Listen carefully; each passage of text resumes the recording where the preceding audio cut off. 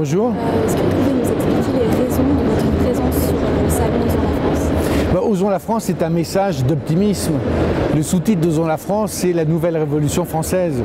Et donc, moi j'ai adhéré tout à fait à l'idée de dire on en a assez du pessimisme, on en a assez de ce French bashing, on veut montrer qu'on peut faire des choses. Alors, extraordinaire dans ce cadre de l'exposition universelle de 1900, je suis ingénieur en bâtiment, de voir ces structures, moi ça me remplit de joie.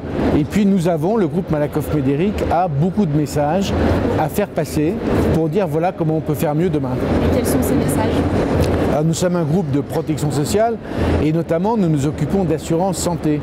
Et nous pensons que nous pouvons jouer un rôle beaucoup plus important dans le système de santé pour l'améliorer, pour qu'il coûte moins cher, pour qu'il soit de meilleure qualité, notamment en installant par exemple, c'est une de nos propositions, dans les entreprises, des systèmes de dépistage, de coaching, de dépistage de maladies, de mise en relation entre la santé et les indemnités journalières de prévoyance, d'amélioration de l'absentéisme. Nous pensons là qu'il y a un système global que l'on peut mettre en œuvre pour que tout le monde se sente mieux. D'accord. Et quand vous parlez de coaching, qu'est-ce que vous voulez dire par là? Les salariés par exemple, les salariés qui le souhaitent, évidemment, il faut que ce soit sur la base du volontariat, pourraient nous communiquer ou communiquer nos systèmes d'information, des e-informations sur eux, sur leur santé, sur leur manière qu'ils ont de pratiquer du sport ou de l'activité physique.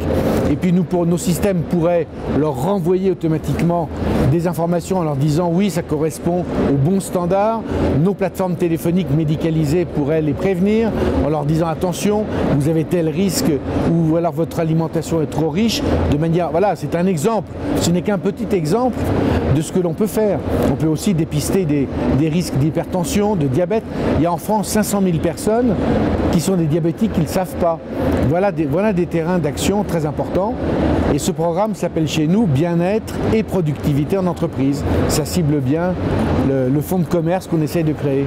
Vous pensez que ça rentre du coup dans la nouvelle révolution française? C'est une des manières de voir les choses.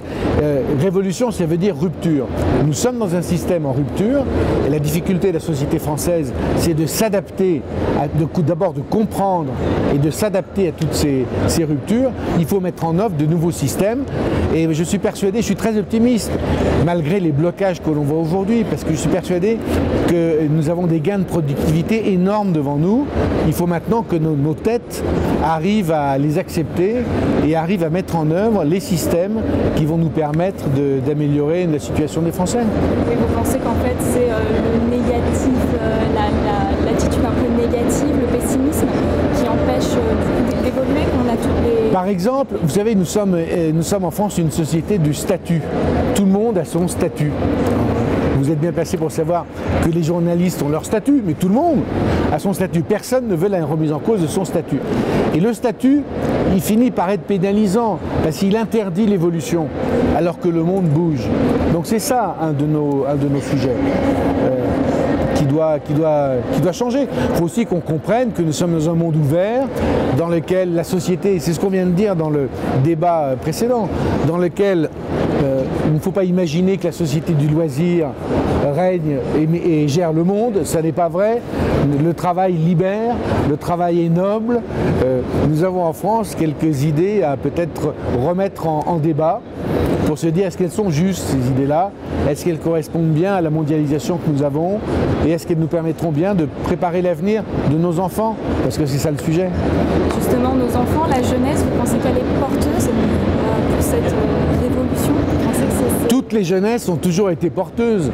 Tout le monde a été l'enfant de quelqu'un, tout le monde a été jeune.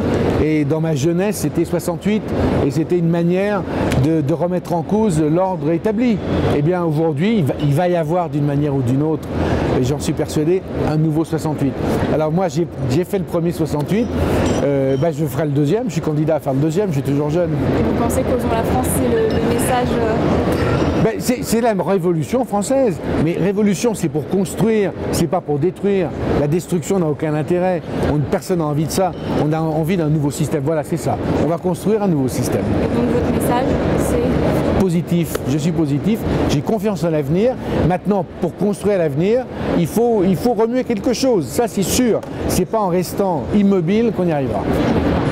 Il faut faut se remuer, c'est ça le message. Il faut remuer l'esprit. Regardez, il y a eu un débat tout à fait intéressant avec les chauffeurs de taxi. Nous sommes tous des chauffeurs de taxi. Et dans le débat entre les chauffeurs de taxi et les VTC, ce fameux débat, tout le monde a raison quelque part. Les VTC, bien sûr, ont raison. Ils vont créer des dizaines de milliers d'emplois. Ils créent un service qui n'existait pas. Mais est-ce que les chauffeurs de taxi, pour autant, ont complètement tort alors qu'on leur a construit un système dans lequel ils doivent payer à Paris 250 000 € pour accéder à leur travail? Et ils ne veulent pas être spoliés de cela. Donc maintenant, une fois que j'ai dit ça, il faut bien qu'on trouve les solutions pour débloquer. Sinon, on va se retrouver dans une société dans laquelle on ne pourra plus pas se déplacer. Voilà. Merci à vous. Merci beaucoup, monsieur. Merci.